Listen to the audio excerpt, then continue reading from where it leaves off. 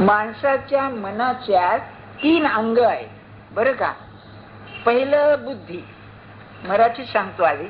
बुद्धी ही पहिली विचार शक्ती, दुसरी जर असेल तर प्रेम शक्ती, आणि तिसरं जर असेल तर कर्मशक्ती. याला इंग्लिश मध्ये कॉग्निशन, अफेक्शन अँड कोनेशन असं म्हणतात.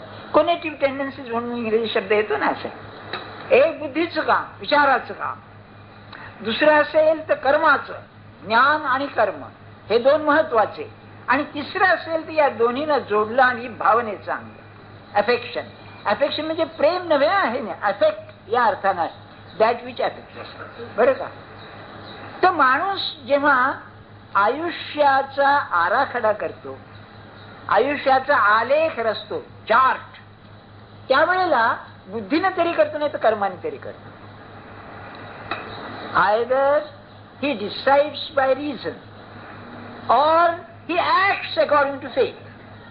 तो कर्म तरी करून ठरवेल नाही तर विचारानं ठरवेल. विचारानं ठरवणारी माणसं जगात फार थोडी, कर्माने ठरवणारी जास्त बरं का. आणि व्यवहारात आणि प्रपंचाचं कर्मानेच ठरणार. आता उदाहरण सांगतो आपल्याला. अगदी साधं जीवन बघा तुम्ही. आपलं जीवन जे आहे हे कर्माशिवाय आपण राहू शकत नाही, होय ना. कसं राहू शकू आपण? एक उदाहरण घ्या, अगदी साधी गोष्ट आहे. तुम्ही आजारी पडलाय आणि कुणी सांगितले की अहो कशाला भानगडी पडताय, नॅचरोपॅथी करा, नैसर्गिक उपाय. काही नाही म्हणाले, बरं वाटेल तुम्हाला. खाण्यापिण्या, भूक लागली तर खा, नाही तर खायचं नाही. झोप आली की नाही जाणार की नाही जायचं नाही. निसर्गानं जसं होईल तसं. तुम्हाला माहिती असेल नाही, या पाण्याचे उपाय आहे.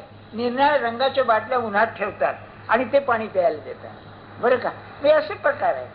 तुम्ही काय म्हणाल, कसला उपाय आहे, उगे निसर्गाने जा ना अमकं जा. कारण निसर्गाच्या उलट वागल्यामुळे जर आजारी पडतो तर निसर्गाने जा म्हणण्यात काय अर्थ आहे, नाही का. हे नाही बरोबर. का नाही बरोबर? काहीतरी केल्याशिवाय मला बरं वाटणार नाही ही त्यातली भानगड अगदी. किंवा समजा एखादा मुलगा म्हणाला मी प्रयत्न करणार नाही, असली माझी नोकरी ती येईल मला. आईबाप काय म्हणतील, साल्याने कुठेतरी रविवारी ज्ञानेश्वरी ऐकून आला डोकं फिरला यायचं नाही का, असं म्हणेल की नाही. ते काय बोलणार असं म्हणाले. नाही, कर्माचं महत्व आहे. आता त्याला विचार आणि कर्म हे दोन्ही कोनेशन कसं लावायचं बघा. ते 2 आहेत, कर्मसन्यास आणि कर्मयोग. अगदी थोडंसं कॉमन सेन्स म्हणून ज्याला म्हणतात, सहज व्यवहारिक ज्ञान. जगामध्ये आतापर्यंत किती माणसं येऊन गेली? कोट्यवधी, सुद्धा कमी शब्द कमी आहे, कोट्यवधी माणसं. किती लोकांनी कर्म केलं? सर्व लोकांनी कर्म केलं. आता आहेत सर्व कर्म करतायत बरं का. अशी कल्पना करा की कोणचा तो मोठा धूमकेतू आहे, तो पृथ्वी येऊन आदळला. तो हॅलेचा कोणचा आहे ना, आदळला आणि पृथ्वी नाहीशी झाली. या कर्माचं काय हिशोब आहे? या कर्माला काही विश्वामध्ये आहे का अर्थ काही? हेही जरा कल्पना करायला कठीण जाईल. दुसरी एक सोपी कल्पना सुचवतो. समजा तुम्ही तुमच्या घरामध्ये आज होळी आहे किंवा ते आहे म्हणून काहीतरी पदार्थ केला, गोड पदार्थ केला. या विश्वाच्या या प्रचंड कारभारामध्ये तुमच्या पुरणाच्या पोळीला काय महत्व आहे? काय म्हणजे त्याची काही किंमत आहे का? म्हणजे बिंदू इतकी सुद्धा किंमत नाहीये संबंध या विश्वाच्या याच्यामध्ये. तेव्हा विचाराने जर ठरवलं, आता मी सांगतोय येतात ते प्रसंग बिंदू इतके सुद्धा किमतीचे नाहीत. अशा वृत्तीनं कर्मामध्ये राहणं म्हणजे कर्मसन्यास आहे.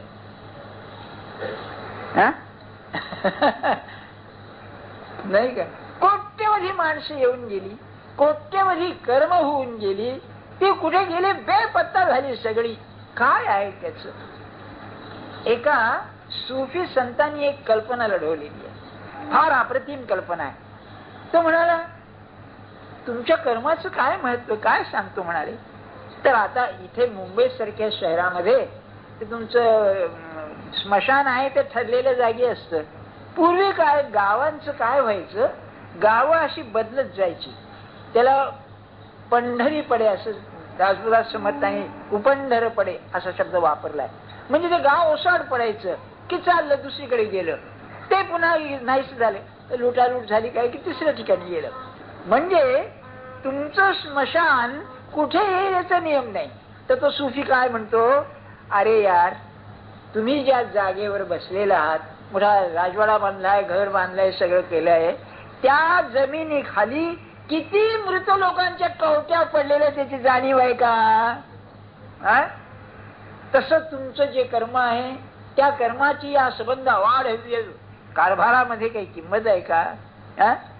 म्हणजे तुमच्यावर तोहमत आली काही तर शक्य नाही. काय म्हणून माझ्या जीवनात मी जे कर्म करतो त्या कर्माला मी जो अर्थ देतो तो अर्थ नाही, ते असून नसल्यासारखंच आहे. झालं झालं, नाही नाही, ही कर्मसन्यासाची वेळ. कर्मसन्यास म्हणजे भगवंताला हे कळत नव्हतं का की जो जिवंत आहे त्याच्या हातनं कर्म झालंच पाहिजे, कर्मशिवाय नाहीच. पण त्या कर्माला शून्य किंमत आहे म्हणजे कर्मसन्यास. बर आत्ताच हे बोलणंच डोक्यात जाणं कठीण जात आहे नाही का? बर मग विचाराचं कसं आहे, समर्थांची उभी ध्यानात ठेवा आपण. घालून आकलेचा पवाड, पवाड म्हणजे विशालता, व्यापकता, व्हावे ब्रह्मांड होऊन जाड, तेथे कैसे आणले द्वाड करंटपणे. मी अगदी विकारी आमका, अरे कुठला आणतोय, हो मोठा, किती मोठा होशील तो. म्हणजे त्या मोठेपणाला या विश्वा एवढं जर वाढवलं तर माणसाच्या हातून कर्म घडणं म्हणजे काय झालं, काय न झालं. आता मी दुसरं विचारतो आपल्याला. असं आहे, एक खलीफ होऊन गेला, खलिफा, त्याने अलेक्झांड्रियन लायब्ररी जाळली. बरं का? 2000 वर्षाची लायब्ररी, ग्रीक रोमन सगळे ग्रंथ तिथे असणार, त्यांनी जाळून टाकली. बरं का? त्याचं आर्ग्युमेंट बघा, फार छान होतं. बरं का? या ग्रंथामध्ये कुराणामध्ये असेल ते जर असलं तर त्या ग्रंथांची जरूर नाही. पुन्हा सांगतो, हे जे ग्रंथ आहेत एवढे आवाड हवे ग्रंथ, यामध्ये कुराणात जे सांगितलं आहे तेच जर असलं तर ग्रंथाची जरूरच नाही, कारण कुराणात आहेच. बरं या ग्रंथामध्ये कुराणात जे नाही ते जर असलं तर ते व्यर्थ आहे, म्हणून त्याची जरूर नाही. म्हणजे त्याच्या कुराणातलं असलेलं असलं तरी अर्थ नाही, नसलं तरी अर्थ, म्हणून जाळून टाका, म्हणून ती बनते लायब्ररी. आता त्या ग्रंथामध्ये किती ग्रंथ ज्ञानाचे असले नाहीसे झाले, जगाच्या ज्ञानात काय कमी पडले. म्हणून तुम्ही अगदी विचारानं विश्वव्यापी झालात आणि आपल्या कर्माबद्दलच काळजी करू लागला, ते वेडेपण आहे. पण हे किती लोकांना जमेल बघा बुवा, आपल्याला जमेल? अगदी साधी गोष्ट आहे. आता घरी जाताना कोण रंगाचा गोळा मारतोय अंगावर, कोणाच्या याच्या डोक्यात आलं, कुठल्या विश्वाचं व्यापारण भिपार सगळं गाव घेऊ नाही का? अरे तुमच्या मुलाची मुलीची परीक्षा आहे आणि जर बसचा संप झाला, टॅक्सीचे पैसे जवळ नाही तर जीव खालीवर होईल. तिथे विश्वाच्या गोष्टी काय. म्हणून ते दांडेकर म्हणायचे, ते मला आवडलं. ते काय म्हणायचे, ज्ञानेश्वर महाराज म्हणजे विश्वाची भाषा म्हणाली, त्यांना कमी सुचतच नाही काही. दृष्टांत द्यायचं म्हणजे आकाश, वायू, जल याचे म्हणजे संबंध विश्वव्यापी. त्यांची प्रसिद्ध जोडी आहे, हे विश्वची माझे घर, ऐसी मती जयाची स्थिर, किंबहुना चराचर आपणच जाहला. काय अवस्था असेल मला सांगा. वसुधैव कुटुंबकम म्हणतात ना, असं परमार्थाचं मर्म इथे आहे. अति विशाल वृत्ती पाहिजे, आणि ती की नाही आपल्याला कळत नाही. आपण बाहेर माणसाच्या बोलण्यात चालल्यावर कल्पना करतो, आज त्याची काय वृत्ती असेल कसं कळेल. म्हणून तुम्हाला सांगतो, सत्पुरुष म्हणला की अन्नदान त्याच्या घरी आहे, वाया नाही जाऊ द्यायचं, खायला घाली, गुरांना गवळीना खायला घाली. का त्याचं कारण सांगतो. या विश्वामध्ये जगामध्ये निदान एकच गोष्ट अशी आहे की जी प्राण्याचा जीव धारण करते आणि किती जरी दिली तरी याला कमी पडत नाही, आणि ते असेल तर अन्न आहे. ते पुढचं जाऊच द्या, अन्नाने बुद्धी तयार होते, आणखी जाऊच द्या. पण अन्न ही अशी आहे म्हणून अन्नदान आहे त्याच्याजवळ. आणि भगवंताचं स्मरण असल्याशिवाय अन्नदान नाही म्हणून ते आहे. किंबहुना ज्या घरामध्ये गृहिणी अशी आहे की देते, खाऊ दे, मुला बाळांना येणाऱ्या जाणाऱ्यांना खायला घालते ना, ते घर फार चांगलं असतं, अध्यात्माच्या दृष्टीनं फार चांगलं असतं. त्या बाईला स्वतःला राहतं का नाही याचं भान राहणार नाही.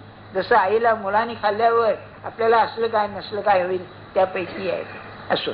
तेव्हा ही ज्याची दृष्टी. आता कर्माची दृष्टी, आपले की नाही जमिनीवर पाय पाहिजेत, उगी हवेत जाऊन ते विश्वन फिश्वन सोडून दे. मला आज कर्म केल्याशिवाय चैन पडतंय का? तुम्ही विचार करा बरं का. अगदी समजा तुमच्या पोटात दुखायला लागलं आणि कारण कळेना, बघ खाल्लं नाही किंवा आमकं नाही तमकं नाही, हॉटेलमध्ये खाल्लं नाही आणि तरी पोट दुखतंय बरं का. तेव्हा सहज कुणी म्हणाला, अहो कशाला काळजी करता, अहो तर रागावला तर थोडीच मारील, अरे तुझं लेखा ठीक आहे पण माझं पोट दुखतंय ना, नाही का. मग आपल्या अलीकडच्या भाषेत तुम्ही ते ही इन्व्हेस्टिगेशन करून घ्या, ती इन्व्हेस्टिगेशन बरं का. तुमची थुंकी पोटात दुखते थुंकी तपासून घ्या आणि मग बेडका तपासून घ्या असं त्याचा अर्थ. रक्त तपासून घ्या, लघवी तपासून घ्या, आणखी काय काय तपासून घ्या. डॉक्टरचं डोकं तपासायला पाहिजे आणि चमत्कार काय आहे बघा, ते आले रिपोर्ट सगळे ना, काही नाही तुम्हाला काही होत नाही. अरे तुझं पोट दुखतंय तो बोलतो ऍड का तू म्हणतोय काय होत नाही. काय चमत्कार आहे ना सगळं. काला आहे तस्मै नमः. त्या डॉक्टरला नमस्कार पेक्षा काला आहे तस्मै नमः म्हणा तुम्ही, नाही का. सांगण्याचा हेतू काय तुम्हाला, कर्म इतकं बोकांडी बसलेलं आहे आपल्या, नाही चैन पडत नाही माणसाला. मग त्याच्यातून सुटायला मार्ग आहे का नाही काही, असा नाही का प्रश्न. विचारानं तो मोठा झाला की संपलं, त्याला देहाचं भानच राहणार नाही, त्याची गोष्ट निराळी आहे. मग जर कर्म करायलाच पाहिजे तर मग कर्माचं जे दडपण आहे ते दडपण असतं कामाचं आहे. कर्म म्हणलं की टेन्शन आलं, हा आज काय बा यांना 9 वाजता जेवायचंय, आलं सकाळी उठून बंद झालं का नाही बरोबर आमका नाही, तेवढं गॅस गेला की आली पंचायती, घासलेट आहे का नाही, त्या डिझेलचं जाऊ देतात घासलेट असतो म्हणतात, पण तिथे घासलेट म्हणजे डिझेल नसतं हे बरोबर आहे नाही का. किती पंचायती, अरे मग भाजी नाहीये, मग आमकं नाही येतं, तांदूळ निवडले नाहीत, किती टेन्शन येतं बघा लहानसा. अहो नुसतं पाणी 8 वाजताच्या 9 वाजता यायचं म्हणलं तर जीव खालीवर व्हायला लागतो, येतंय का नाही आमकोते का नाही तमकोते का नाही. आणि इकडे परमार्थ चालू आहे, गंमत आहे ना, परमार्थ बरोबर चालू सगळा. काय असेल बघा, किती कर्माच्या अधीन आहोत आपण. तुम्ही थोडा विचार करा, हे जग मी पाहतोय ना तुमच्यातलंच आहे मी, किती मला सांगा तापदायक आहे कर्म. तर मग कर्म तर सुटत नाही, सोडायचं म्हणलं माझी तयारी नाही. मग काय करायला पाहिजे, कर्म ज्या करता मी करतो, कर्माची नांगी जी आहे तीच तोडली तर विंचू हातावर खेळवता येईल, साप विषारी दात काढला तर गळ्यात घालता येईल, ते असेल तर फलाची आशा आहे. त्याला त्यांनी कर्मयोग म्हटले बरं का. कर्म तर व्हायलाच पाहिजे, पण कर्म होत असताना सुद्धा फळ मिळालं काय न मिळालं काय, माझं सुख त्या फळावरती नाही, माझं सुख करण्यावरती आहे, अशी गंमत करा. म्हणून माझ्या मते हे मी अगदी ठासून सांगतोय की गीतेची जर खरी कमाल असेल तर माणसाचं कर्म सुधारलं नाही, त्यांनी माणसाच्या कर्माचा हेतू सुधारला नाही, कर्त्याला सुधारलं हे त्याचे चमत्कार आहे.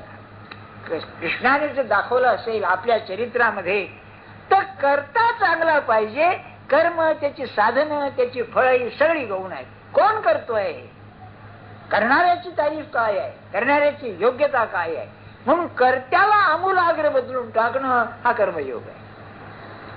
हे कर्म तर राहतच, पण कर्म करणाऱ्याची जी भूमिका आहे ती भूमिका काय पाहिजे. मग त्यांनी काय सांगितलं की कर्म तू निर्माण केलंयस का, नाही. एक अगदी उदाहरण घ्या, फार सुंदर आहे.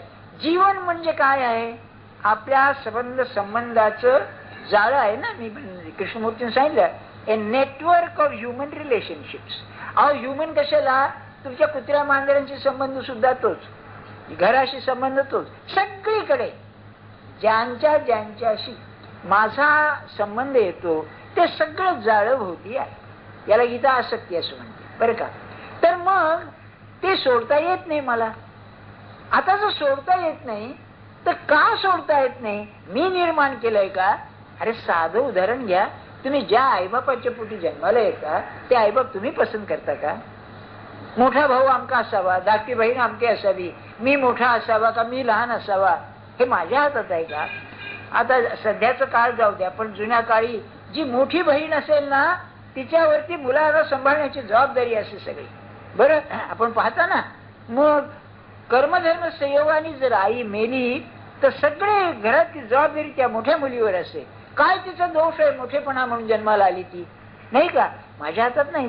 तेव्हा कर्म हे तुमच्या हातात नाहीच आहे, तुमच्यावरती लादलेलं आहे. मग जर लादलेलं आहे तर सोडतो कसं म्हणता? सोडतो शक्यच नाही. मग कसं करावं?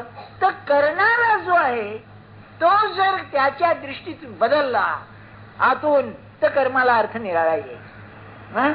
मी आपल्याला एक साधं उदाहरण सांगतो ना, हे सत्पुरुषाचं, बरं का, फार ऐकण्यासारखं आहे बघा. काय झालं, एक सत्पुरुष होते जालन्याच्या बाजूला असत, बरं का. त्यांचं नाव आठवल्यावर सांगतो मी, एकदम माझ्या ध्यानात येत नाही, सांगतो मी. तेव्हा जालन्याच्या बाजूला असत.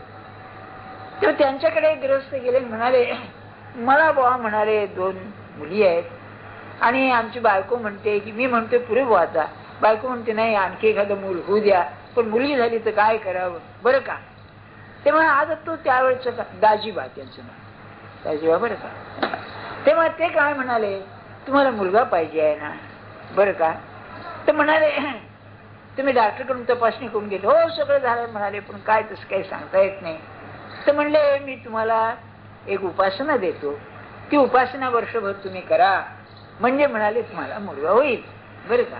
त्याप्रमाणे त्यांना मुलगा झाला. आता प्रश्न असा, तो मुलगा झाल्यानंतर ते बाईला क्षय झाला. बाईला क्षय झाल्यानंतर वर्षात गेली ती बाई. गेल्यानंतर काय 2 मुली, ते मोठ्या मुलीच्या अंगावर सगळं आलं तेव्हा ते दर्शनाला गेले पुन्हा. पण गेल्यानंतर त्यांनी म्हणाले तुम्ही मुलगा मागितला ही गोष्ट खरी आहे, पण हे पुढे सगळे जे वाढून ठेवलेलं होतं हे म्हणाले टाळणार कोण? हे ठरलेलंच होतं, हे असंच व्हायचं. मग तेव्हा ते म्हणाले मग आता मी काय करू? काय करू नको म्हणाले, काही मागू नका, हे करा तर सुखाचं होईल. जीवनामध्ये मला अमुकच हवं आणि अमुक नको हे जर तुम्ही सांभाळलं तर जे येईल ते करा. माळीये जेवते नेले तेवते निवांतची गेले, त्या पाण्याऐसे केले होवावेगा. हा करता बदल नाही, त्याला कर्मयोग म्हणाले. मग गीतेचा श्लोक असा आहे आता की म्हणाले संन्यास कर्मयोगश्च निश्रेयस करऊ उभऊ, दोन्हीही मोक्षाला नेणारे आहेत, कर्मसन्यास आणि कर्मयोग. तयोस्तु त्या दोन्ही मध्ये कर्मसन्यासात कर्मयोग विशेष्यते. कर्मयोग हा जास्त उपयुक्त आहे, बरं का. आता ज्ञानेश्वर हे सगळं काय मला की नाही मोठं हे नव्हतं. आता ज्ञानेश्वर महाराजांची जी टीका आहे काय सांगू तुम्हाला, म्हणजे कर्मयोग सामान्य माणसाकरता गीता लिहिली आहे ना, ज्ञानेश्वरी तुमच्या आमच्या करता लिहिली आहे, तेव्हा त्याचं महत्व बघा. तो म्हणेगा कुंतीसुता हे संन्यास योग विचारिता मोक्ष करू तत्वता दोन्ही होती, दोन्ही मोक्षाला नेतात, कर्मसन्यास आणि कर्मयोग. तरी कर्मयोग विशेष्यते. टिळकांच्या गीता रहस्याचा आरंभ शेवट या श्लोकात आहे, कर्मयोग विशेष्यते. काय म्हणाले, तरी जाणा नेणा सकळा हा कर्मयोग कीर प्रांजळा, जैसे नाव स्त्रिया बाळा तोय तरणी. काय आहे, नदी ओलांडायची आहे, पुरुष असले तर उड्या मारून जातील, पोहत जातील, बरं का. बायकाने लहान मुलांनी काय करायचं, बाळ शब्द वापरलाय, लहान पोरं आहेत त्यांनी काय करायचं, त्यांना नावेत बसून जसं परत तीराला यायचं तसं संन्यास मार्गी म्हणजे पुरुष जाईल पोहून, पण बायकांनी लहान मुलांनी काय करायचं, त्यांनी जसं नावेत बसावं आणि परत तीराला जावं, तसा जो मोक्ष कर्मसन्यासानं प्राप्त होतो तोच मोक्ष या नावेत बसलेल्या स्त्रिया बाळांना जसा परतीर तसं त्यांना प्राप्त होत. केवढं आश्वासन आहे. करता बदलला पाहिजे हे ध्यानात ठेवा बरं. तिथे मुख्य लढत आहे, कारण आम्ही काय करतो, कर्म बदलण्याची धडपड करतो. नाही, करता बदलला पाहिजे. माझ्या विद्यार्थ्यांना मी असं सांगे की तुम्ही ही पुस्तकं वाचता, हे करता बरं का, परीक्षेला अभ्यास करता तुम्ही, पण परीक्षेला काय लिहावं कसं लिहावं हे तुमच्या अंगी टाळक्यात आल्याशिवाय नुसते वाचून उपयोगाचं नाही. आतमध्ये बदल झाला पाहिजे ना, की या प्रश्नाला उत्तर काय आहे. पुष्कळ वेळा काय होतं बघा आमच्या धंद्यामध्ये, की तो उत्तर लांब लिहितो पण ते गैरलागू उत्तर असतं सगळं. जसं निरूपणात गैरलागू गोष्टी येतात ना, त्यापैकी आहे ते. पण त्या गैरलागू गोष्टी झोप येऊ नये म्हणून असतात बरं का. नाही तर ते मागचं गेलं, मग आता काय पुढे काय असं नाही. हा बरं का, काय बरोबर लिहायचं. याला इंग्लिश मध्ये फार अप्रतिम शब्द आहे. परीक्षेला काय पाहिजे, टेक्स्टबुक असतात, सगळं वाचायचं नसतं, पॉइंटेड रिडिंग पाहिजे. काय शब्द आहे बघा, पॉइंटेड रिडिंग, की याला महत्वाचं कोणचं, गैरलागू कोणचं, लागू कोणचं, तेच तेवढं तयार करायचं. किंवा इंटरव्ह्यूला तुम्ही गेलात बरं का, आणि तो प्रश्न विचारतोय आणि भलतच काय सांगू लागला, तर याचं एक उत्तम उदाहरण सांगतो आपल्याला. माझा एक विद्यार्थी होता, ख्रिश्चन विद्यार्थी, तो लगतचा BA मध्ये इकॉनॉमिक्सला फर्स्ट क्लास आला बघा.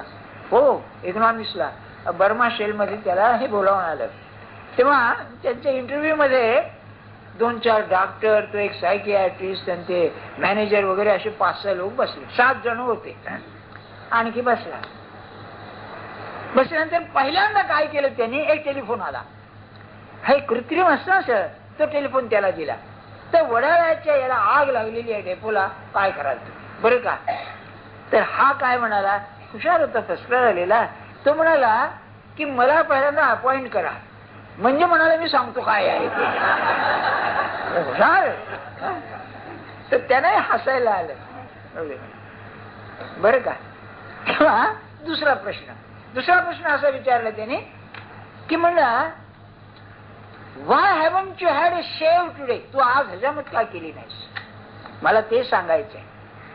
तर हा काय म्हणाला, माझ्या ज्ञानाची तुम्ही परीक्षा घेतात, मी दिसतो कसा किंवा काय करतो याची परीक्षा नाहीये, म्हणून हा गैरलागू प्रश्न आहे.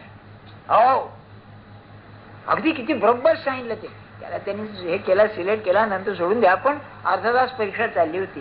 गैरलागू, तर गैरलागूच्या उलट पॉइंटेड रिडिंग पाहिजे, नाहीतर काय भरमसाठ पुष्कळ वाचून पुन्हा काहीच नाही, होय ना. तसं ज्ञानेश्वर महाराजांचं म्हणणं असं की कर्म पुष्कळ करतोय, पण कर्ता जर बरोबर नसेल तर कर्म बरोबर होणार नाही का. हे त्याचं रहस्य आहे. मग पुढे म्हणाले, हा बरोबर, तैसे सारासार पाहिजे तरी सोहपा हाच देखीजे, येणे संन्यास फळ लाहिजे अनायासे. जर सारासार विचार केला तर कर्मयोग हा सोपा दिसतोय आणि संन्यासाचं फळ त्याला मिळालंच. त्याच्यामध्ये मिळालं कशाला. आता याची लागी सांगेन तुझं संन्यास याचे चिन्ह, मग सहजे हे अभिन्न जाणसी तू म्हणजे भगवान म्हणाले की बा संन्यासाचं फळ तुला कर्मयोगात मिळेल. तर हे समजण्याकरता संन्यास म्हणजे काय, ही उभी मी पहिल्यांदा ज्ञानेश्वरी वाचली त्या माझ्या मनात की घट्ट बसले की बोलायची सोय नाही. व्याख्या आहे ना त्यामध्ये. बड्या म्हणाले बरं का, त्यांनी नेयस्य नित्य संन्यासी यो न द्वेष्टी न कांक्षती. पुढे म्हणाले तरी गेल्याची से न करी. से म्हणजे आठवण. जे नाहीस झालं, जे संपलं किंवा जे हरवलं त्याची आठवण करीत नाही. बघा हो, समजा पैशाचं नुकसान झालं तर झालं. मला एक आठवतं बघा, असं आठवतं, एक गृहस्थ महाराजांची फार निंदा करी आणि काय झालं, त्यांच्या मुलाचं काही कमी जास्त झालं आणि ते आले भेटायला. तर ते भेटायला भिवू लागले. तेव्हा मला मध्ये घातलं. त्यांनी म्हणलं बा मी आलोय म्हणून सांगा. तर भाऊ ते आलेच म्हणून आले. ते बसल्यावरती ते बोलायला लागले. महाराज म्हणले थांबा थांबा म्हणाले, आधी माझा ऐका बरं का. तेव्हा काय बोलले ते की म्हणले मागचं काय, माझा स्वभाव असा आहे, मागचं काय झालं हे मी कधी काढीत नाही, आज काय करायला पाहिजे पाहतो. तसं गेल्याची से न करी, न पवता चाड न धरी. आणि वस्तू पाहिजे पण ती मिळत नाहीये तर त्याची इच्छा ठेवीत नाही. करता सुधारायचं आहे ना, मी मगापासून सांगतोय. कर्मयोगामध्ये करता बदलतोय. ते गेलं ते गेलं, ते काय गंगेत वाहून गेलं म्हणतात ना. आणि नवीन मला आमक मिळत नाहीये त्याची तगमग नाही, त्याची तळमळ नाही. हे बर, जो सुनिश्चळू अंतरी मेरू जैसा, मेरू पर्वत जसा अचल, त्याला संस्कृत अचल म्हणतात, तसा आतमधून शांत असतो. कमी आहे त्याची तडफड नाही, जे गेलंच आहे त्याची ही नाही. म्हणजे जे गेलं आहे त्याच्याबद्दल दुःख नाही, जे सुटत नाही. पुष्कळ काय होतं, प्रश्न सुटत नाही प्रपंचामध्ये. एक मुलीचं लग्न आहे, किती खटपट करा, काही दोघं आपल्या काय होत नाही बघा. आणि गंमत काय होते, अरे ते आमक्या मुलीचं लग्न झालं, आमकीचं झालं, तमकीचं झालं, हे झालं, आमचं का होत नाही. देवाला म्हणा आम्ही इतकं नामस्मरण करतो, देवा एवढंच होत नाही, आता काय करावं. हा, देवाला जणू का तुझ्या मुलीचं लग्न व्हायचं काय आहे नाही का. देवाला धंदाच नाही हो दुसरा. आणि देव जर असं करायला लागलं तर ठाण्याला पाठवावं लागेल त्याला. स्थिती आहे त्याची बघा. मग म्हणून आता सांगतात, हा फार सुरेख आहे बघा. संन्यासाचं लक्षण काय काय सांगितलं आपण जरा थोडं विचार करा. गेल्याचं दुःख नाही, आठवण नाही, से न करी. जे मिळत नाहीये ना त्याची अपेक्षा नाही, मिळेल नाही मिळेल हा, असा सुनिश्चित, नुसतं निश्चय नाही, शांत आहे, सुंदर आहे, स्वस्थ आहे. अहो काय अजून तुम्ही बरे होत नाही, असू द्या, त्यांची इच्छा काय असेल ते असेल. मग म्हणाले मी माझे ऐशी आठवण, मी माझे ऐशी आठवण, विसरले जयाचे अंतःकरण. दोनच ओळी आहेत बघा व्याख्येच्या. मी माझे ऐशी आठवण, विसरले जयाचे अंतःकरण, पार्था तो संन्यासी जाण निरंतर. याच्यापेक्षा चांगली व्याख्या करता येईल. कोण संन्यासी आहे? मी म्हणजे देह गेला, माझं म्हणजे माझा गोतावळा गेला, ही आठवणच जो विसरला तो संन्यासी आहे खरा. असा कोण होऊ शकेल? ज्याने मी भगवंताला अर्पण केलं आहे, ज्याने आपला प्रपंच त्याच्या पायी दिलेला आहे, तो संन्यासी आहे. वस्त्र घेणारा संन्यासी नव्हे. हा काय आपण पाठ करायला पाहिजे बघा ही व्याख्या. मी माझे ऐसी आठवण, विसरले जयाचे अंतःकरण, पार्था तो संन्यासी जाण निरंतर. कायमचा संन्यासी आहे म्हणाले तो. जो मने ऐसा जाहला, संगी तोच सांडिला. आसक्ती सुटली त्याची, आसक्ती त्याला सोडते. ही गंमत आहे. मी सोडणं आसक्ती म्हणजे मीच आहे. पुन्हा आसक्ती सोडते म्हणून सुखे सुख पावला अखंडित, सुखानं सुखी होतो, अखंड सुखी राहतो. आज एवढं पुरे, कारण आपल्या 2 मिनिटं राहिली आहेत. का आता माझा प्रश्न तुम्हाला, आजच्या परिस्थितीमध्ये मला करता येईल काय? आपले प्रश्न आहेत ना. असं काय करता? अहो काय जावे, लग्न झाले, गेला अमेरिकेला, हे साले आम्हाला हे पासपोर्ट दे का, व्हिसा देत नाहीत. आहे ना कटकट अशी. बरं का 4 वेळा गेलो तरी नापास केला तरी दिले. तर लग्न केलं बाईला, मग त्याने बरं तो इकडे यायला कबूल नाही काय आमचा, त्याला बायको तिकडे पाहिजे, म्हणजे बाळणपणाला सासूला न्यायला तिकडे, नाही का. आता काय हे सध्याचे प्रॉब्लेम सगळे आहेत. लोकांचे ऐकतो मी तुम्हाला सांगतोय, तुमचे सुद्धा त्यात असणार काही आणखी काय. मग हे शक्य आहे का? मी पुन्हा पुन्हा सांगतोय, करता बदलला पाहिजे. बाहेरची परिस्थिती काय बदलायची? कर्मयोगामध्ये मी बदलला पाहिजे. मी बदलायचे म्हणजे काय? तर मी जो माझा आहे तो माझा नसून त्याचा आहे म्हणायला पाहिजे. हा ही खरी आहे. संन्यासामध्ये सम्यक न्यास, सर्व न्यास सोडायचा आहे ना, तर माझा मी सर्वस्वी त्याला दिल्याशिवाय हे सत्य नाही. आणि ते द्यायला आचार्यांनी बरोबर सांगितलंय, भक्तीशिवाय मार्ग नाही. उगीच काय बोलण्यात आलं. ते अफेक्शन जे मी मधलं सांगितलं ना, किती भावना पाहिजे, श्रद्धा पाहिजे की मी. आमचं हे संपलंय आता. पुढच्या रविवारी सांगेल. जानकी जीवन स्मरण जय रघुपती राघव राजा राम पतित पावन सीता राम, रघुपती राघव राजा राम पतित पावन सीता राम.